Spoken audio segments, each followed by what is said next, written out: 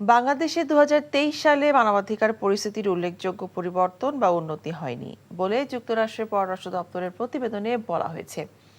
সোমবার বার্ষিক ওই প্রতিবেদন প্রকাশ করা হয়। এতে বলা হয়, বাংলাদেশে বিচার বহির্ভূত হত্যা, গুম, নির্যাতন, স্বেচ্ছাচারমূলক আটক ও গ্রেফতার, বিচার বিভাগের স্বাধীনতায় গুরুতর সমস্যা, রাজনৈতিক বন্দী, মত প্রকাশ এবং সংবাদ মাধ্যমের স্বাধীনতায় বাধা, শান্তিপূর্ণ সভা সমাবেশে হস্তক্ষেপ, রাজনৈতিক কর্মসূচিতে অযৌক্তিক বিধিনিষেধ এবং সুষ্ঠু ও অবাধ নির্বাচনের মাধ্যমে জনগণের সরকার পরিবর্তনের সুযোগ না থাকা সহ নানা ধরনের মানবাধিকার লঙ্ঘনের গ্রহণযোগ্য খবর রয়েছে।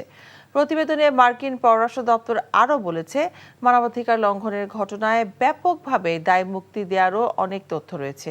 বেশিরভাগ ক্ষেত্রে মানবাধিকার লঙ্ঘনের ঘটনায় জড়িত থাকতে পারেন এমন কর্মকর্তা বা নিরাপত্তা বাহিনীর সদস্যদের শনাক্ত এবং শাস্তি দিতে সরকার গ্রহণযোগ্য পদক্ষেপ নেয়নি।